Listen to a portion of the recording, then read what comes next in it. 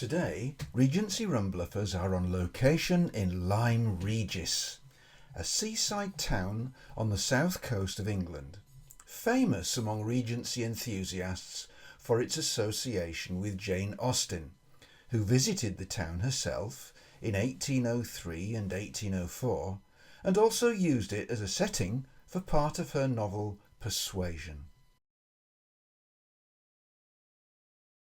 Lyme's visitors reach the old town with its bay by descending steep streets. Some of the buildings known to Austen still survive, and here we are visiting Pine House. This is assumed to be Jane's lodgings when she visited the town in September 1804. Her letter to her sister Cassandra, dated Friday the 14th of September 1804, describing her stay still survives, and mentions writing to the owner of the building, Mr. Pine. The significance of Austen is not lost to the town or local traders. At one end of the bay is the site of the assembly rooms visited by Jane. Sadly, they were demolished in the 1920s. And now it's a small car park. On the 13th of September 1804, Jane went to a ball there with her father and mother. But the view looking down the beach, which Jane admired from the assembly room windows, is still there. In the Regency, sea bathing was becoming fashionable. Jane bathed at least once while she was in Lyme on the Friday morning, an experience she enjoyed greatly. However, Jane stayed too long and became unreasonably tired in the afternoon. As a result, she resolved to be more careful in the future, cancelling her proposed swim on the Saturday. One account of bathing describes the experience thus: stepping down the little stairs of the machine into the arms of two aquatic gentlewomen. There's a plunge beneath the onward rolling wave, a little breath, and another plunge, a further respite, and a third plunge, and then all is over. Lyme had 6 bathing machines, where bathers could change, and assisted by women called dippers, could sample the delights of the ocean, while maintaining decorum. These are the machines at Lyme, though a little later than when Jane visited.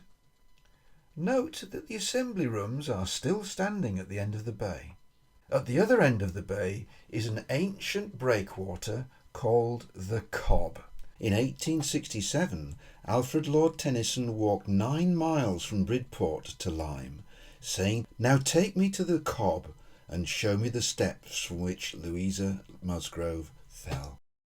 Our inner Austen came out, and Ros just had to reenact Persuasion with a stroll along the top of the Cobb, which was the prelude to Louisa's disastrous fall. Nearby are the cottages used to depict the home of Captain and Mrs. Harville. These were halfway along the Cobb. In 1995, for the film version of Persuasion, starring Amanda Root, these steps were chosen for the scene.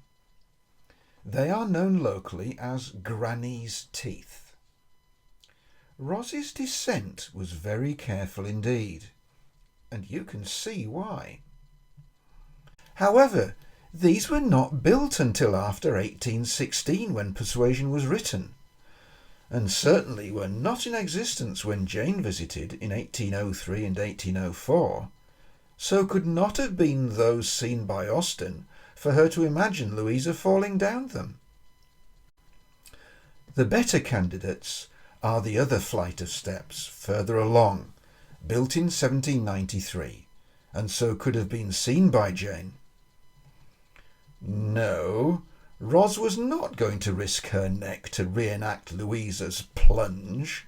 These steps were built when the Cobb was repaired in 1793, as this stone records, under the direction of Captain Darcy, engineer, 1793. It is tempting to think that this could have been seen by Jane, and may have inspired the naming of her famous male character, but sadly not.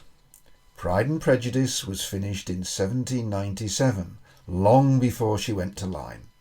So it's just a coincidence. Perhaps, however, she may have had a wry smile when she read it on her visit. From the end of the Cobb there is a fine view of the Jurassic coast on both sides of Lyme, much appreciated by Jane. These cliffs and beaches yielded the fossils collected by Mary Anning. In sweltering hot weather, we walked along the beach portrayed in the 1995 film. The dog kept sensibly cool in the water. For ourselves, we could not resist looking wistfully out to sea, as her characters did.